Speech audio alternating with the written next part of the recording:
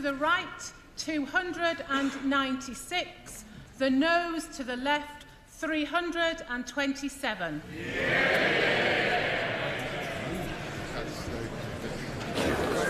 The ayes to the right, 296. The noes to the left, 327. So the noes have it. The noes have it. Unlock. Order. We now come to Amendment O. In the name of the Right Honourable Gentleman, the member for Ross, Skye and Lochaber, Mr Ian Blackford, the Right Honourable Gentleman to move his Amendment O formally. Formally moved. Thank you. The question is that the Amendment O, be made. As many as are of that opinion say aye. Aye. Of the contrary, no. No. Division! Clear the lobby.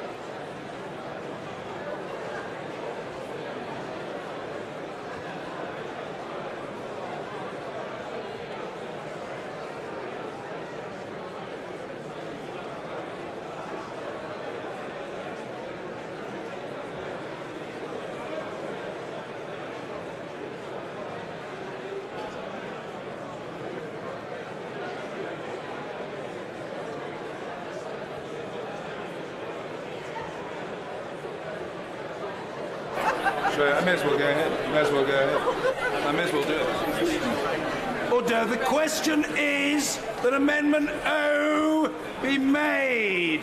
As many as are of that opinion say aye. Aye! Of the contrary, no. No! Tellers for the ayes, Mrs Marion Fellows and Mr David Linden. Tellers for the noes, Wendy Morton and Ian Stewart.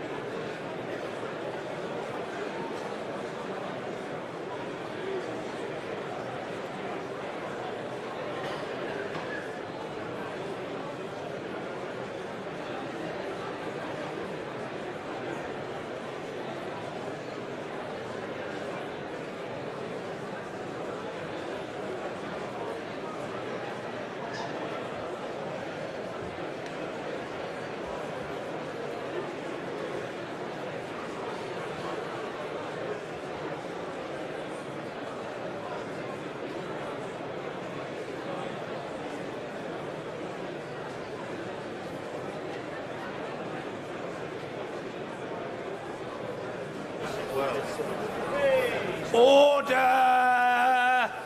Order!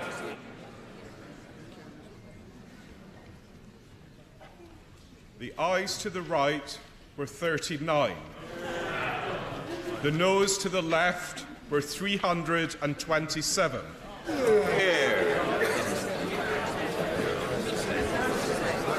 Thank you. The ayes to the right, 39. The noes to the left, 327. So the noes have it. The noes have it. Unlock. Order. We now come to Amendment G. In the name of the Right Honourable and Learned Gentleman, the member for Beaconsfield, Mr. Dominic Grieve. To move. I'm grateful to the Right Honourable and Learned Gentleman for moving his amendment formally. The question is that Amendment G be made. As many as are of that opinion say aye. Aye. Of the contrary, no. No. Aye. Division! Clear the lobby!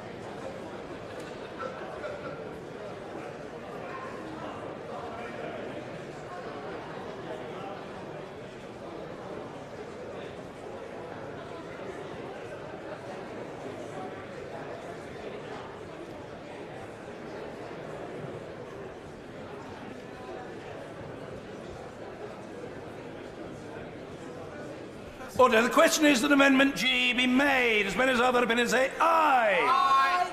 Of the contrary, no. Aye. Tellers for the ayes, Nick Dakin and Thangham Debonair. Tellers for the noes, Wendy Morton and Ian Stewart.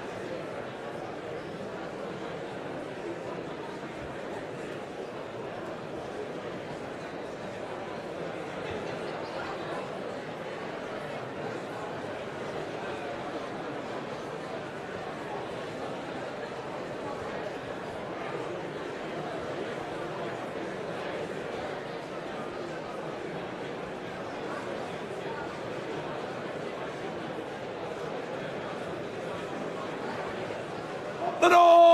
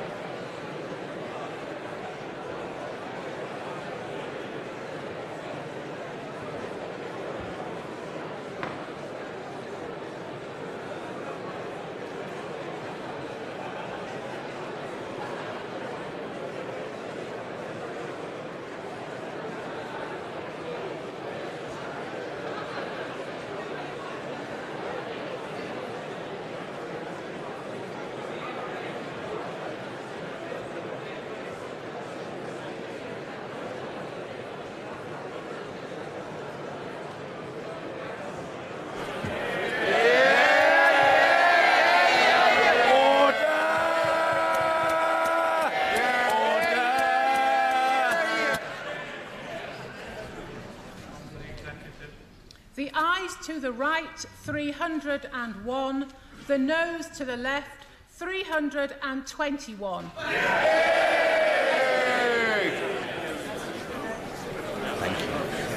The ayes to the right, 301.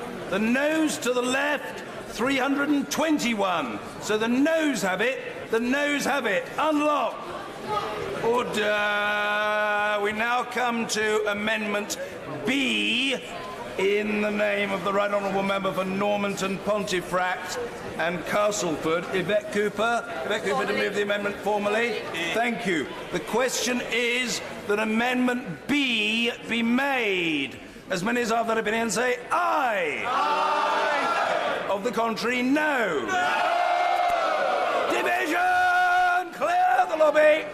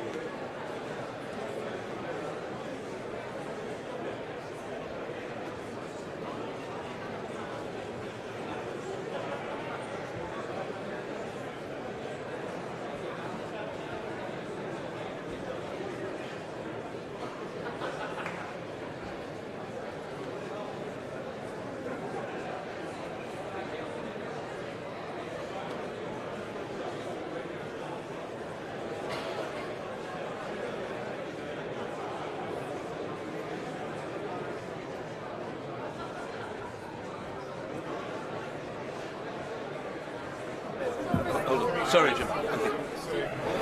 Order. The question is that Amendment B be made. As many as are of that opinion say aye. Aye. Of the contrary, no. No. Tellers for the ayes, Nick Dakin and Thangham Debonair. Tellers for the noes, Wendy Morton and Ian Stewart.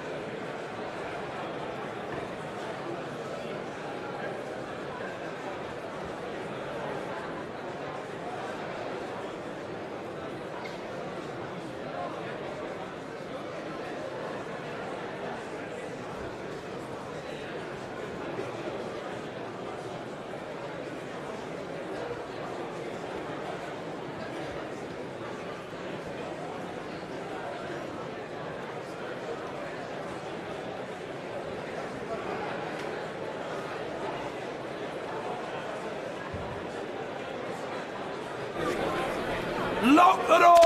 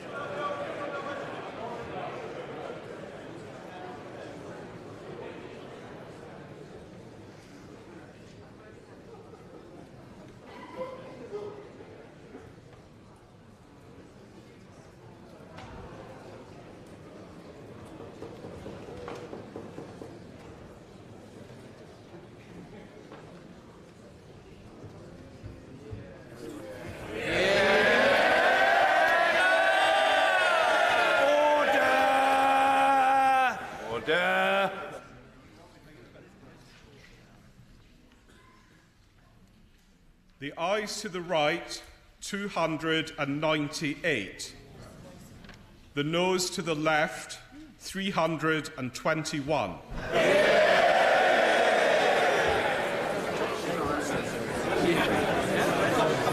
The ayes to the right, 298. The noes to the left, 321. So the noes have it.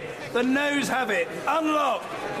Order. We now come to Amendment J in the name of the Honourable Lady the Member for Leeds Central, Rachel Reeves. Rachel Reeves to move the amendment formally. Formally. Thank you. The question is that Amendment J be made. As many as have that opinion say aye. Aye. Of the contrary, no. No. Division, clear the lobby.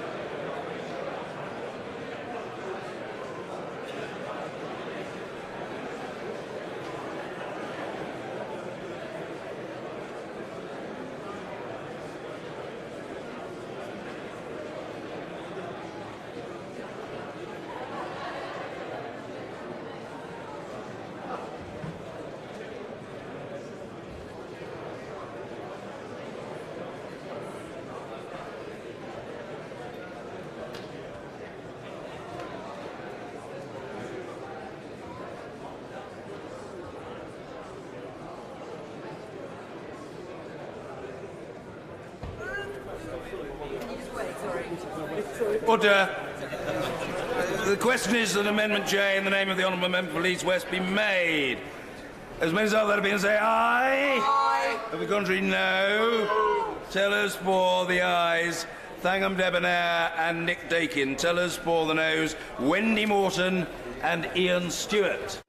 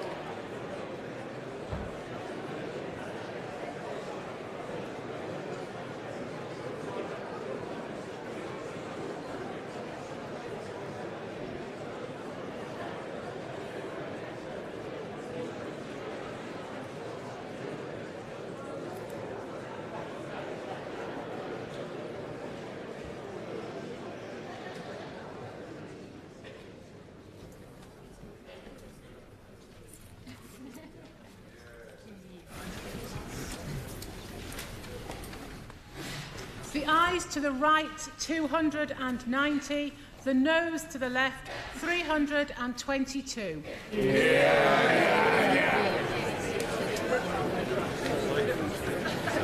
The ayes to the right, 290. The noes to the left, 322. So the noes have it. The noes have it. Unlock. Well, we now come to Amendment I, in the name of the Right Honourable Lady, the Member for Meriden, Dame Caroline Spelman. Right Honourable Lady, to move the amendment formally? Formally. Thank you. The question is that Amendment I be made. As many as are of that opinion say aye. Aye. Of the contrary, no. No. Division! Clear the lobby.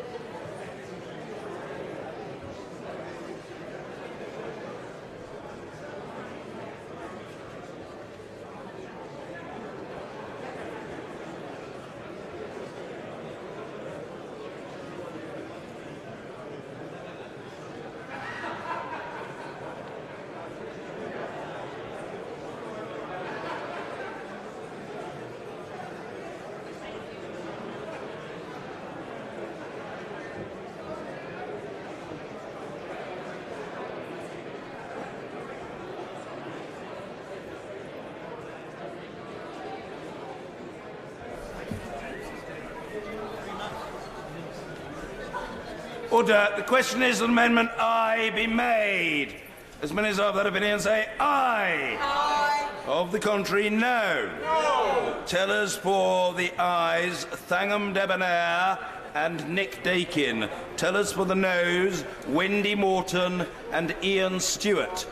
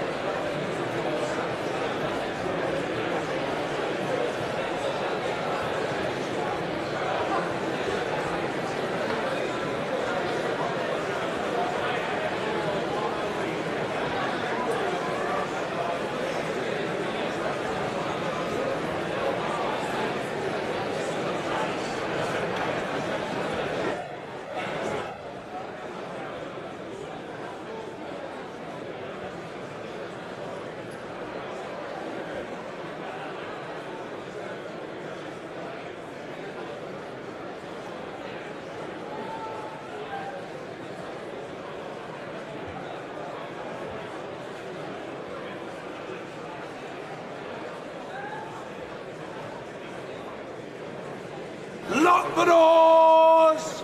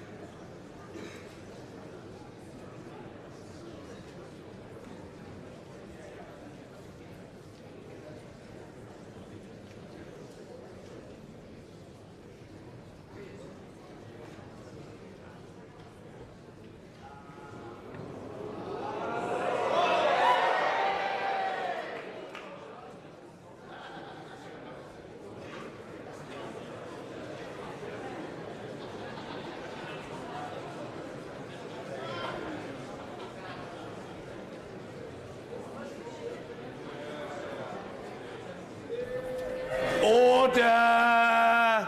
Order!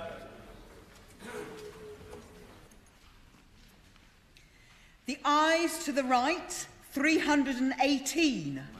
The noes to the left, 310.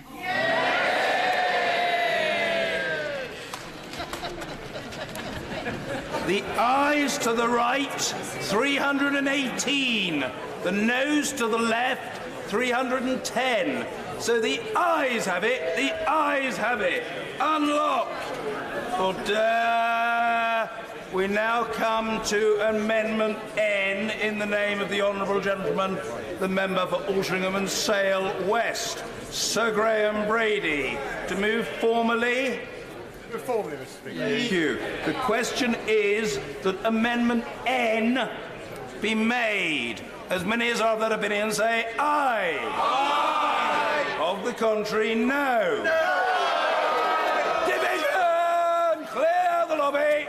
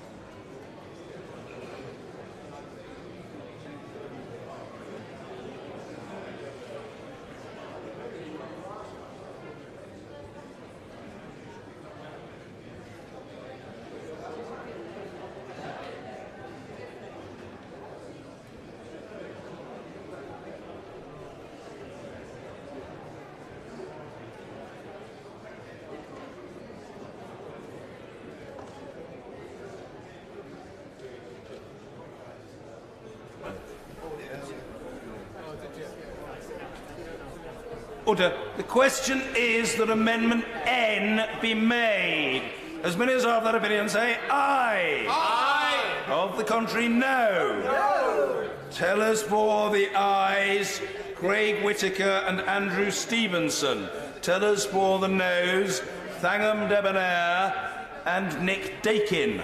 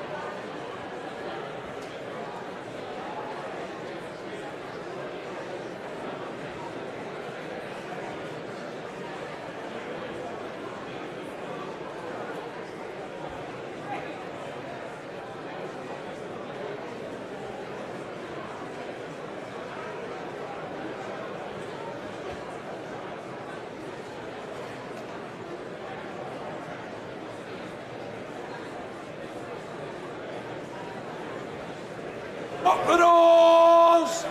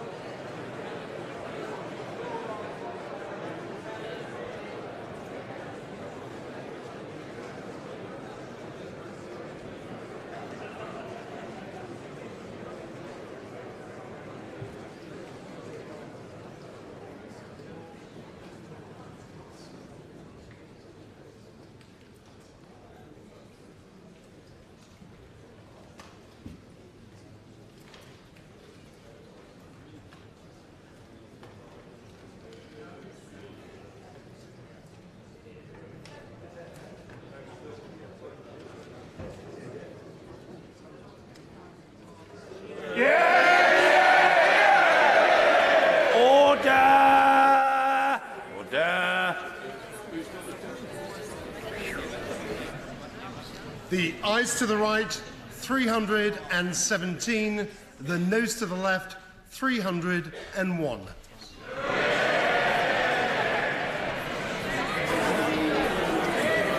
The ayes to the right, 317. The noes to the left, 301. So the ayes have it. The ayes have it. Unlocked. But the question is the main motion as amended. As many as are of that opinion say aye. Aye. Of the contrary, no. No.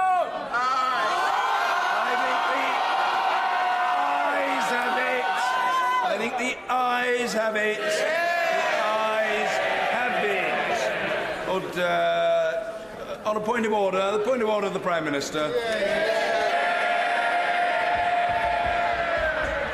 On a point of order, Mr. Speaker, a fortnight ago, this House clearly rejected the proposed withdrawal agreement and political declaration, with just 202 members voting in favour.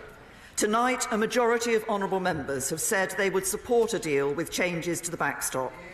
Combined with measures to address concerns over Parliament's role in the negotiation of the future relationship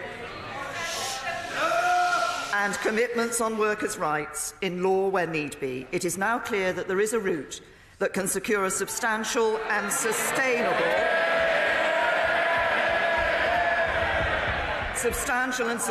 majority in this House for leaving the EU with a deal.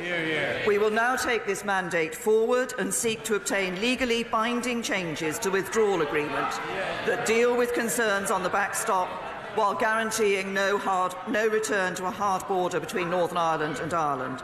And my colleagues and I will talk to the EU about how we address the House's views.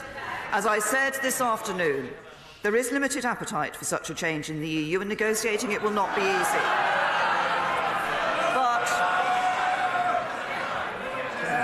But in contrast to a fortnight ago, this House has made it clear what it needs to approve a withdrawal agreement. Many honourable members have said that the continuing protection of workers' rights after Brexit is something that needs to be strengthened. And my right honourable friend, the Secretary of State for Business, will intensify our work with honourable members from across the House and the trade unions this week. And my right honourable friend, the Secretary of State for Exiting the European Union, will do the same on how we engage this House further in our approach to negotiating our future partnership with the EU. As well as making clear what changes it needs to approve the withdrawal agreement, the House has also reconfirmed its view that it does not want to leave the EU without a withdrawal agreement and future framework. I agree that we should not leave without a deal. However, simply opposing no deal is not enough to stop it. The government will now redouble its efforts to get a deal that this House can support. And to that end, I want to invite my right honourable friend, the member for Meriden, the honourable member for Birmingham-Erdington, and all those that tabled amendments in opposition to no deal to discuss how we can deliver that by securing a deal. In light of the defeat of the right honourable member, the Leader of the Opposition's amendment, I again invite him to take up my offer of the meeting to see if we can find a way forward. Mr. Speaker, if this House can come together, we can deliver the decision the British people took in June 2016, restore faith in our democracy and get on with building a country that works for everyone. And as Prime Minister, I will work with members across the House to do just that. The point of order, the Leader of the Opposition, Mr. Jeremy Corbyn. Because since we've had this debate and the House has emphatically voted to reject the no-deal option that the Prime Minister was supporting, could I say that we are prepared to meet her, to put forward the points of view from the Labour Party of the kind of agreement we want with the European Union to protect jobs, to protect living standards and to protect rights and conditions in this country. It's exactly the offer that was made last September, exactly the offer that was made 2 weeks ago, and I look forward to meeting the Prime Minister to set out those views to her on behalf of my party. Point of order, Mr. Ian Blackford. Thank you, Mr. Speaker. This House has spoken very The Right Honourable Gentleman is the leader of the third party in this place, and he represents an important body of opinion. And as was exhorted earlier, people should treat opinions that differ from their own with respect. The Right Honourable Gentleman will be heard, however long it takes, and that's all there is to it. Mr. Ian Blackford. Thank you, Mr. Speaker. The House this evening has given an instruction to the Government that no deal must be taken off the table. I am flabbergasted, frankly, that the Prime Minister still seems to be in denial. And I ask what measures the Prime Minister will bring forward, what legislation she will bring forward to make sure that we remove that threat of no deal from legislation. Mr. Speaker, this is a sad day where a Prime Minister has had to admit that her deal doesn't have the support and that she's prepared now to try and pick away at the backstop. We were told that the backstop was there to protect the peace process, but tonight the Conservative Party has effectively ripped apart the Good Friday Agreement. This House, Mr. Speaker, should be ashamed of itself. The contempt shown by the United Kingdom Government right across these islands is stark. This Government, Westminster and the Tory Party has no respect for the devolved administration or for the other regions of the United Kingdom. Scotland has been silenced, sidelined and shafted by the Tories. Tonight, Mr. Speaker, the Conservative Party has ripped apart the Good Friday Agreement, an international treaty. You know, Mr. Speaker, this is serious because we are talking about a treaty which has delivered peace to the island of Ireland. Mr. Speaker, what they have done is they've reneged on the backstop and reneged on the Good Friday Agreement. Mr. Speaker, can you advise what mechanisms are open to this House to protect the rights of democratic rights of the devolved regions and nations, the Good Friday Agreement and the peace process that this Government are prepared to disregard? Order. I will take the Right Honourable Gentleman's question as a rhetorical question rather than a substantive question. He knows that Parliament is here to debate and to vote, and the Right Honourable Gentleman is well familiar. I'm addressing the Right Honourable Gentleman. Perhaps do me the courtesy of listening to me. He has the mechanisms of the House available to him. Yes, I will take other points of order briefly. Point of order, Sir Vincent Cable. Now that the House has given the Prime Minister contradictory instructions to have no deal, but to pursue a course of action that will lead to no deal, will she return to the House tomorrow and give clearer indication about what these alternative arrangements actually are, which have been rejected at her own summit at Chequers, that now appear to be the basis of negotiation? I'm very grateful to the Right Honourable Gentleman for his point of order, but what I would say to him, and I know he'll take it in the right spirit, this is not Prime Minister's questions. Prime Minister's questions will take place tomorrow. I think if I understand correctly, the Right Honourable Gentleman was more concerned to make his point than to elicit a reply from the Prime Minister, and there is no reason for the Prime Minister to feel any need to reply tonight. The Right Honourable Gentleman has made his point. There will be ample opportunity for further exchanges, doubtless tomorrow and in many subsequent days. Yeah, I will come to the Honourable Lady, but point of order, Mr Nigel Dodds. Thank you very much indeed, Mr Speaker. And can I just say, on behalf of, I know that we represent 10 seats in Northern Ireland, and the Honourable Lady behind me represents one, and there are others who represent a different point of view, but who refuse to take their seats in this House. But it is quite frankly outrageous, and I'm speaking on behalf, I believe, of both communities in Northern Ireland, to say that this vote tonight drives a coach and horses through the Good Friday Agreement. It does nothing of the sort.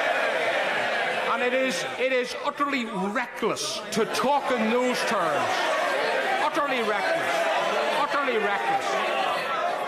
The fact of the matter is that nobody in Northern Ireland, no political party, is advocating any kind of hard border in the island of Ireland. And we certainly do not advocate what others advocate, which is creating borders within the United Kingdom or ripping up the United Kingdom.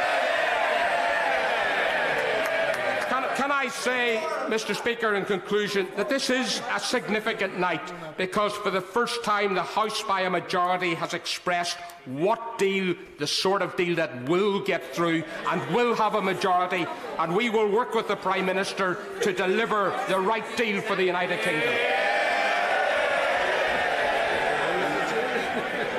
I thank the right honourable gentleman for his point of order.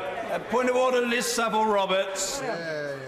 When the woman holding the title of Prime Minister is driven solely by the ideal of holding the Tory party together, and the man known as the leader of the opposition will neither lead nor oppose, how do you advise we get the House back to working for the communities we are supposed to represent? Well, again, if I may very politely say so, I think the honourable lady's point of order, although it contains what is ostensibly an inquiry, is a point of order in which he is making her point rather than seeking anything from me.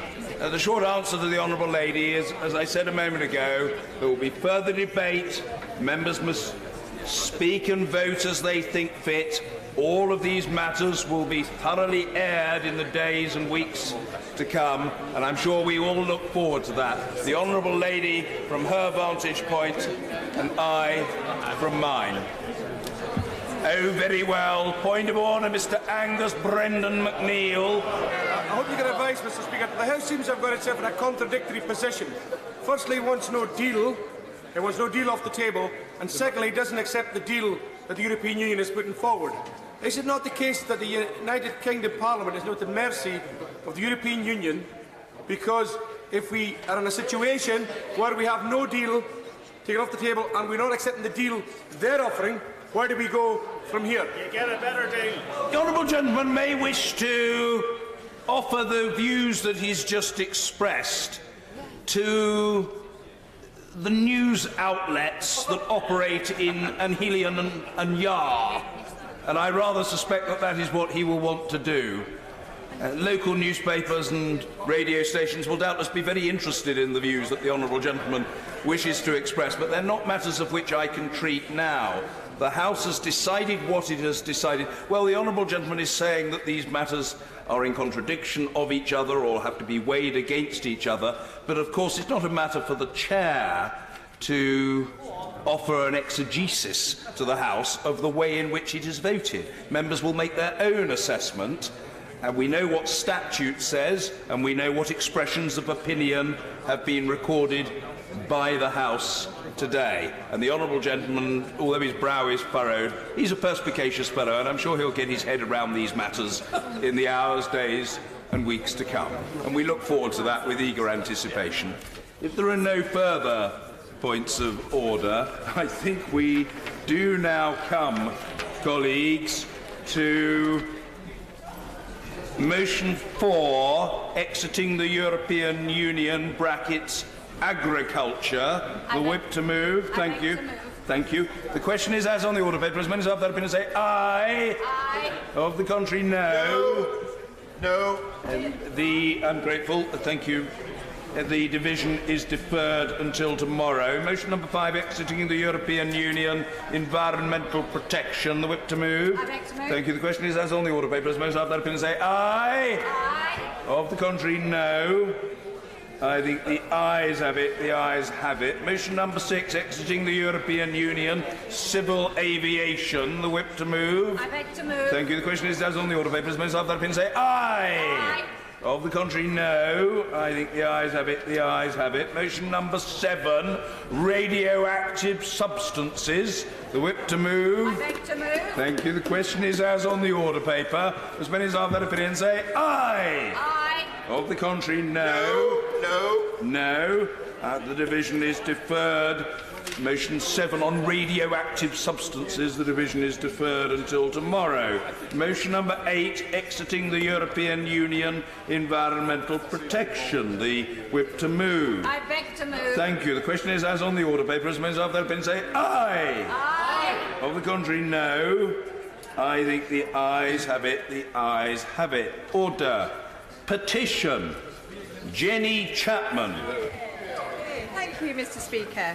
I rise to present this petition on behalf of over 500 students and staff from Darlington College and my constituency, who are demanding fair funding for further education.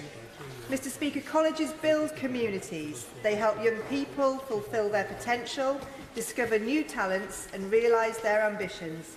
Colleges drive social mobility. They are the heart of local economic growth and provide the necessary workforce needed for local businesses to thrive. For many, they're a springboard towards a bright and prosperous future, but a recent calculation by the Institute for Fiscal Studies found that spending on further education has been cut in real terms by over £3 billion since 2010-11. Because of this, we're now seeing fewer teaching hours, cuts to student support and stagnant wages for teachers and support staff. This harms outcomes for students, reduces opportunities and is bad for the whole of my community. The petitioners therefore request that the House of Commons urges the Government to provide fair funding for further education and fair pay for college staff in the interests of student performance, educational outcomes and community prosperity. Yeah.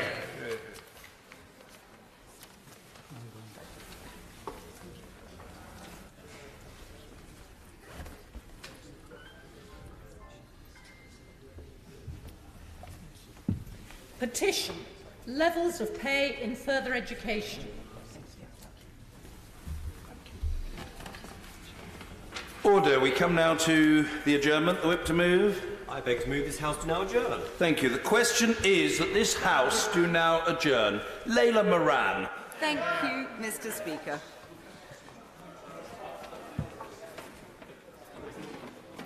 Thank you, Mr. Deputy Speaker. I am grateful to this House to allow me to raise the issue of the 1824 Vagrancy Act. This of all evenings when others out there might be forgiven to think we do nothing else than talk about Brexit. I've been campaigning to repeal the Vagrancy Act for well over a year now. In fact, my campaign began in response to a petition by Oxford University Students' Union, an Oxford-based homelessness campaign group on your doorstep, and I want to give them full credit for starting this at all. The Vagrancy Act is a cruel and outdated piece of legislation. It's an act that was aimed to tackle the rise in homeless veterans after the Napoleonic Wars, and even then it was controversial, for even William Wilberforce, the great abolitionist, suggested that it was too catch-all because it didn't consider people's individual circumstances. Nearly 200 years later, it is still used to criminalise people for rough sleeping or begging. And indeed, between 2014 and 2016, over 3,000 homeless people were dragged before the courts in violation of the Vagrancy Act. And that is only the tip of the iceberg, as many more individuals will have been arrested but their cases were dropped, or it would have been used as a threat to move them on. I'll give way. First of all, Mr. Deputy Speaker, can I congratulate the Honourable Lady on bringing this forward. It's an issue that affects us all, and just last week in my constituency office I had to deal with a homeless person in great need.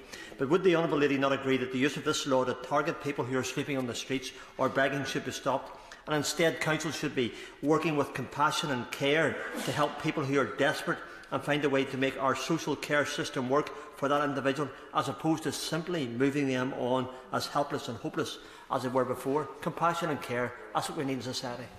I thank the Honourable Member very much for his intervention, and compassion and care are words that will repeat themselves in what I have to say today. I could not agree with him more, and the signal that this sends to others about who we are as a society is why I believe this Act needs to be repealed as a matter of urgency. I will, of course, give way.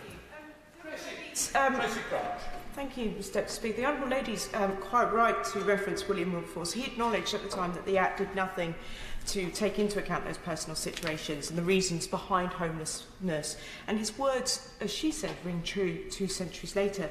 And she agreed with me, and I think the Honourable Gentleman as well, that it is actually far more effective and compassionate to use time and resources in a modern society to help those who need that desperate support, rather than relying on this blunt piece of legislation on the statute, but which Wilberforce pointed out does nothing to help those living on the streets and simply criminalises the vulnerable. I thank the I could not agree more with every word she said.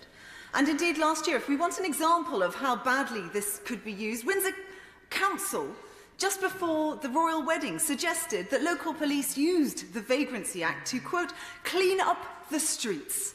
Now, this was a disgraceful display, but unfortunately not uncommon.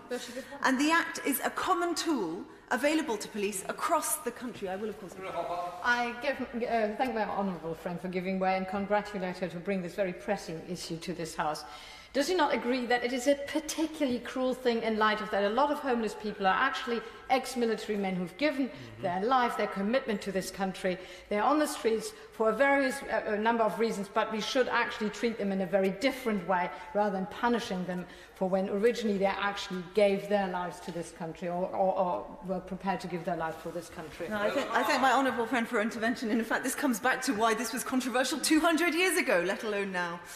The use of the Act is damaging and counterproductive in tackling rough sleeping. Rather than addressing the root causes of homelessness, which we all know are incredibly complex, the Act simply displaces people from one place to another, something that is particularly problematic given that funding of support is still, to an extent, connected to the local connection. I will give way to my near neighbour. Thank you very much, Mr Deputy Speaker, and thank you very much to the Honourable Lady. I think she's making an excellent case, and I'm very pleased it's one that my party supports as well. Now, when I've had discussions with rough sleepers, whether it's at the new hub, at O'Hanlon House, at the Porch, the Gateway, or indeed doing a St Mungo's round, in every case, those discussions have indicated that people really need that support that she's talking about, rather than to be criminalised, which of course can set them back substantially. Does she agree? Agree, and indeed we know very well from our city how much our local constituents care desperately, and their care and compassion that's been mentioned before is actually the driving force behind why people care so deeply about this matter. The legislation, it also acts as a barrier to cultural change. It sends a message that the act itself of rough sleeping is morally wrong and treats people who are rough sleeping as a negative problem to solve rather than individuals in need of positive support. So in 2018, I met with the Leader of the House over this matter and asked if she could help me repeal the Act, and she was sympathetic. She told me that some homelessness stakeholders, however, wanted to keep the Act in place. And this was then reaffirmed by the Minister for Homelessness, the Honourable Member for South Derbyshire, when we met last year in my second meeting on this with ministers, who gave her positive engagement.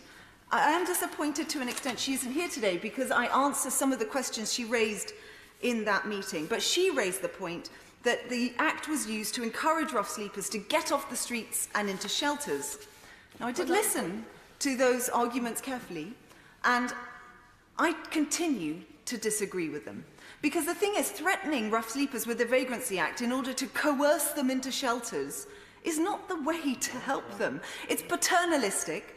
It claims that it's for their own good, but actually it has the opposite effect. In a survey of people sleeping rough carried out by Crisis, 56% that the enforcement measures such as the Vagrancy Act contributed to them feeling ashamed of being homeless. Ashamed. 25% said that following an enforcement intervention, their alcohol and drug consumption increased. What does that say about what effect this Act has at the human level? I will give way. I'm really grateful to the Honourable Lady giving way. Does she not agree, though, that many homeless people have nowhere else to go during the day, and therefore they're just moved on time and time again, and the only solution is to ensure that people have got secure housing moving forward, and the government target, quite frankly, 9 years from now is far too late? I thank her for intervention. She's exactly right. This just moves the problem on, and it doesn't often tackle the core issues behind why this is happening in the first place. But I would like to question, this is my first question of many, you won't be surprised, to the Minister. Who are these stakeholders who wish to keep it in place? I would be genuinely grateful for that response, because it's certainly not the view of the homelessness charities who I'm working with, and it's certainly not the view of the outreach managers that St Mungo's in 2018 surveyed. 71% of them believed that the Act should be scrapped. One said, "The Vagrancy Act takes a moral view on-street activity, giving no consideration to the complex reasons behind any such activity, such as begging and rough sleeping. It is widely agreed that criminalising addicts and homeless people serves no purpose apart from to further push them to the fringes of society towards further impoverishment and stigmatisation. I agree it should be scrapped. Surely we should be listening to the views of professionals who see firsthand the damaging impact that the Act has on rough sleepers. Now, when we met last year, the Minister for Homelessness also argued that she did not want to criminalise homeless people, and I believe her, but she does support the use of the Vagrancy Act to combat aggressive and persistent begging. So I went away and I did my homework, like a good teacher would have told my students to do. But the legal advice that came back, which was carried out by Crisis, concluded that the actions criminalised by the Vagrancy Act are now covered by many other provisions in criminal law. And this legal opinion argued that, and I quote, "Much of the language is archaic. The conduct it seeks to criminalise appears to belong to a different era. Legislation other than the Vagrancy Act, if correctly and carefully applies, provides a much better and modern framework than remains of the Act. For example, the Public Order Act of 1986 or the Fraud Act of 2006 are good examples of legislation that could and should be combating aggressive begging." And indeed, the Minister herself, in a debate in Westminster Hall on the 17th of January in 2018, acknowledged that, quote, "Local authorities and police are equipped with a wide range of enforcement powers to combat issues arising from begging." She also highlighted that the 2014 Antisocial Behaviour, Crime and Policing Act is particularly flexible. So if there is other legislation in place, why is the Vagrancy Act needed at all? Well, the thing is, I will give way to the Minister. You enable me to properly respond to the debate, and I think she's doing an excellent job, if I can say, for the first time rising to my feet. The point she made previously, and I just want to be able to respond correctly, was that criminalising people who are homeless or begging is damaging to the ability to help them. She then went on to say that other acts exist which may also criminalise them, and they should or could be used instead of the Vagrancy Act. Is there a contradiction in that statement? Would you like to clarify, just to enable me to respond more fully? The Minister for his intervention. I will come to that, because as part of the review that I know that his department is carrying out on this legislation, I ask him if he will extend the limits of that review to include all that other legislation. But I would point out that the acts I was quoting was about aggressive begging, which is different, of course. They are not the same thing to being genuinely homeless, and we need to make sure those two things are not conflated. But the point I was making was that in some parts of the country, actually the Vagrancy Act isn't used at all. It's up to the discretion of individuals' chief constables to decide how they use the Act. And in fact, it's only used in 34% of the country. So the question remains, why in 66% of the country does this not have to be used? Why is it used in the 34%? And furthermore, in further plans, it's reducing to 7%. This is very much a door that's seeking to be shut, but it is still there. And if it's repealed in Northern Ireland and Scotland, if it's barely being used, why not just repeal it? I will give way. I thank the Honourable to give me, because thank you. The Act was repealed in Scotland in 1982. Yet in England and Wales, every night I go home to my flat from here, with a full house in here. Every night I go home to my flat. I'm just crossing over that bridge. Over the bridge, across from St Thomas Hospital, I pass 6 people every night. I see a young girl arrive last night, 18-year-old, and she just sat down on the bridge with a bag with her. And I didn't know how to approach her or do what with her. But that's happening here again. We're already 2 deaths outside this house. We have to look at this Vagrancy Act, and I applaud the lady for bringing this to us. I thank him for his intervention, and his passion is palpable. And as it is, it's receiving wide cross-party support across this House. And I would just like to take a moment to say thank you to all of you for being here, because it means so much to the community.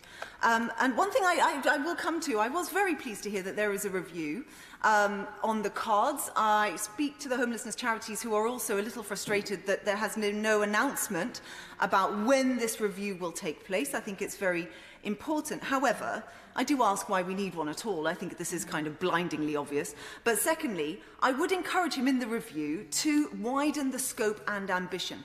It should be a wider assessment of enforcement For example, the use of public space protection orders and dispersal orders, which also give the police and local authorities the power to penalise the act of rough sleeping itself. And we need a cool-headed assessment. Does this actually help the people we seek to help? I do believe that the government do want to help this, but I wonder if that stick approach needs to be changed now. Will she give way? I will give way. Does she agree with me, things like the Vagrancy Act not only criminalise, but they also put into the mind of the public that these people are criminals and therefore they are treated worse? In Brighton, we have one homeless person that was murdered last year and many others that are regularly attacked. And removing this act would show to people that it is not acceptable to treat people who have ended up in dire circumstances in that particular way.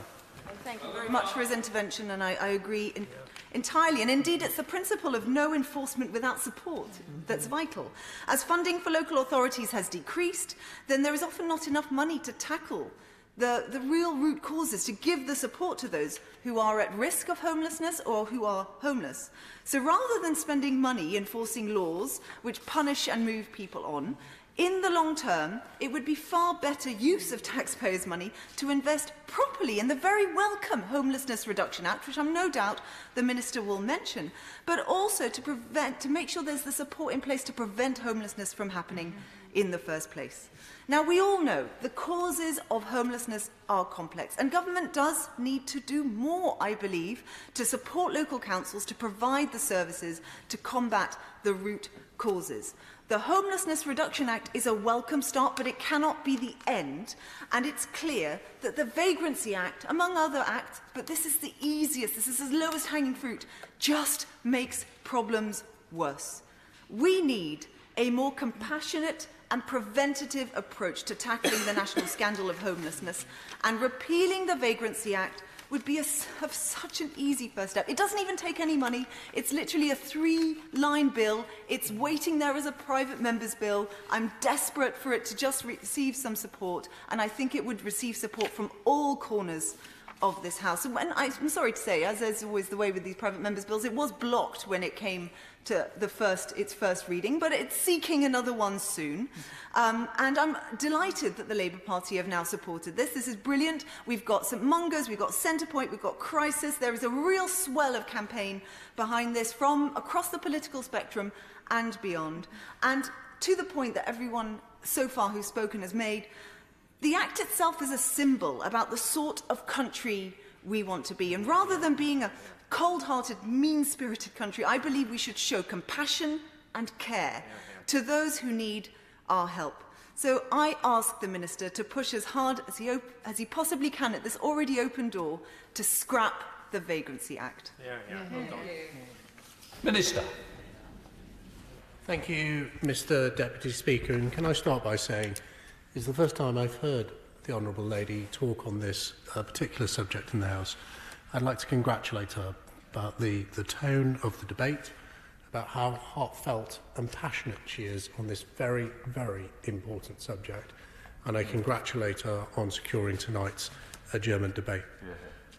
I want to live in a country, and I think we all want to live in a country, where no one should ever have to sleep rough. And that's why, as a government, we've committed to halve rough sleeping by 2022 and end it by 2027.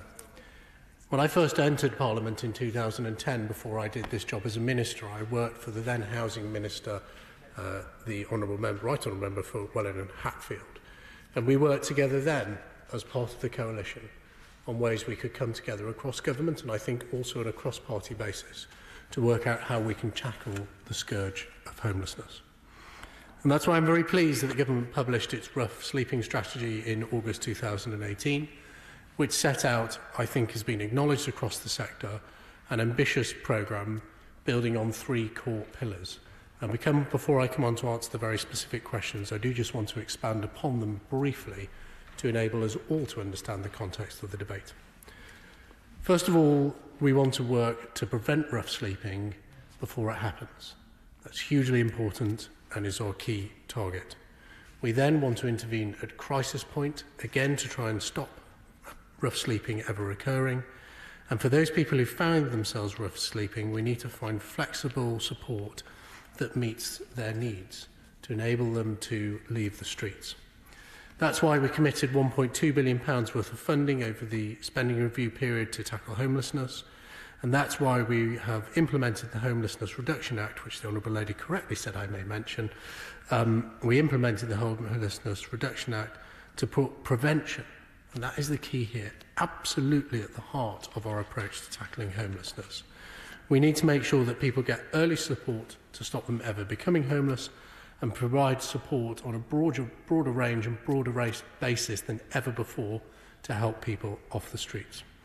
And I think we've started to do this by the introduction of pilots like Housing First, the Rapid Rehousing Pathway, and the Private Rented Sector Access Fund to help people leave the streets and find a sustainable stay in accommodation. The government is also clear that no one, picking up on the Honourable Lady's point and the main point of her speech, that no one should be criminalised in this country for having nowhere to sleep. It is quite wrong, and that's why we have set out a determination to try and tackle it. We've made it clear in the guidance that public space protection orders should not be used to target people who are simply sleeping rough or are homeless. Rough sleeping on its own does not, or is certainly very unlikely, to have an unreasonable detrimental impact on a neighbourhood, and therefore these orders should not be used. And picking up on the Honourable Gentleman's point that he raised about the real price of homelessness that we see every night here in this city of London, I think we all understand that we should not be targeting those people who are simply homeless or sleeping rough with making them criminals. There are convictions every year under Section 3 and 4 of the 1824 Act that the Honourable Lady referred to. But really, we believe, and we have seen, that they are targeting persistent begging and public order offences in public places. She may shake her head, but that is the research that we found through our rough sleeping advisory panel. And the Honourable Lady did raise one specific question, which I'll deal with at this point. She asked who was on the advisory panel. It's publicly available information, but it did include Crisis, Shelter, St Mungo's and Homeless Link, as well as the Local Government Association, among others. Other legislation is also, of course, I give away, yes. Clarification, my specific question about who are the stakeholders who agree that the Vagrancy Act could be used, because he's mentioned at least 3 of those charities who have said specifically to me that they are not part of it. So one of the things I'm seeking is who wants this to be used. As he can see, I'm listening, and I want to understand who wants this and why, so I can get to the bottom of it. Who are they? The Honourable Lady allows me to develop my argument. I will attempt to answer her question. There is, of course, other legislation used. She mentioned the Public Order Act 1986 and the Offence Against the Person Act 1861, also a very old piece of legislation that makes persistent begging in public places an arrestable offence. And she asked specifically why other laws weren't used instead of the Vagrancy Act. And it is because those laws have a higher burden of proof and often, although not in all cases, have more harsh penalties attached to them than the Vagrancy Act. Well, of course I will, yeah. I thank Will for giving way, and actually may I congratulate him on his tone. I know him for nearly 9 years now, and I know that he cares passionately about issues around homelessness and rough sleeping. Just with regards to the panel, you mentioned various stakeholders, but one of those stakeholders that he didn't mention was the police. And the Honourable Lady referenced the fact that many police forces are not using the Vagrancy Act. In fact, my own police officer in the town centres within Medway told me that he has never used the Vagrancy Act. He always uses community protection notices. And I just wonder, therefore, what input is the panel getting from those who would actually apply legislation, i.e. the police themselves? Minister. My honourable friend for that intervention. I will come on to say about the review of the law we're doing, which is very heavily engaging the Home Office and thereby the police and law enforcement more generally. I just don't want to be timed out, so this is the last time I will give way. from the list that he's been reading out, I get very strongly the feeling local authorities have also been involved. Would it be possible that you actually clarifies with the LGA where the local government association stands on that point?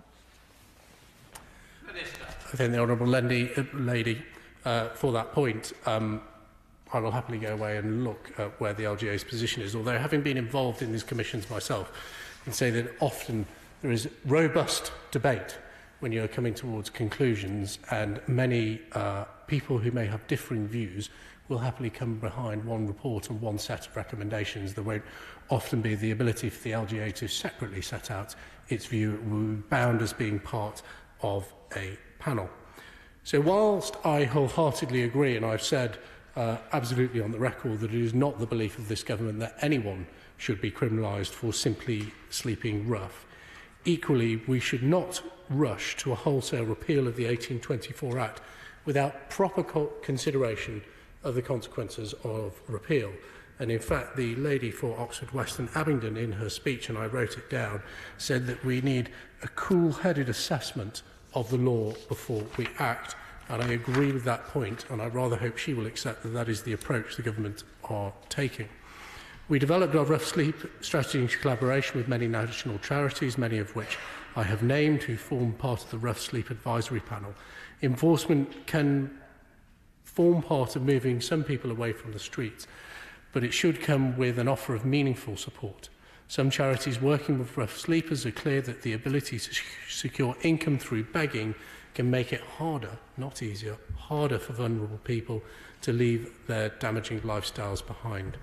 The 1824 Act is sometimes the only option to get someone off the street when they have become dependent on begging income to support their drug or alcohol dependency, and to enable us to find ways of moving them towards the support that they need. The rough sleeping strategy made a commitment, I'm sure partially based on a lot of the Honourable Lady's sterling work in this area, to extend and review, in addition to the Homelessness Reduction Act, other relevant homeless and rough sleeping legislation. This includes, of course, the 1824 Act. The Honourable Lady, in her speech, acknowledged that homelessness and rough sleeping is a complex issue, and we know from engagement with stakeholders that there are conflicting views about the necessity and importance of the 1824 Act. And that is why the government believes that a review, rather than immediate action, which I know is what the Honourable Lady would prefer, a review of the 1824 Act is an appropriate course of action. In relation to stakeholders, we recognise the wide variety of views about the Act, and we have engaged with homelessness charities referenced by my honourable friend, and the panel had wide-ranging views, although many panel members did say that the Vagrancy Act was necessary. So my department will continue to work with the Home Office, the Ministry of Justice and the homelessness sector to understand why the 1824 Act is used as part of this wider review. And one of the things we want to get to the bottom of is why it is used to a different extent in different areas. And before we rush to repeal it, we must understand why that is the case. We will report the review findings by March 2020. But there is obviously considerable interest in tonight's debate, Mr Deputy Speaker, and I make an open offer to all honourable members who are present or all honourable members who have an interest in this area. I know the Honourable Lady met with my honourable friend, the Homelessness Minister, and she is more than welcome to do so again. But as part of this review of the law, we want to seek the widest possible number of views so we can make sure that we get this review correct. So the door of my department remains open, and I know my honourable friend, the Homelessness Minister, will happily meet with colleagues from across the House to make sure that we get this right, because it is very, very important, and we have to act to make sure we help the most vulnerable in society. The question is this House to now adjourn. As many of that opinion say aye. Aye. The ayes have it. The ayes have it. Order. Order. Thanks, everybody.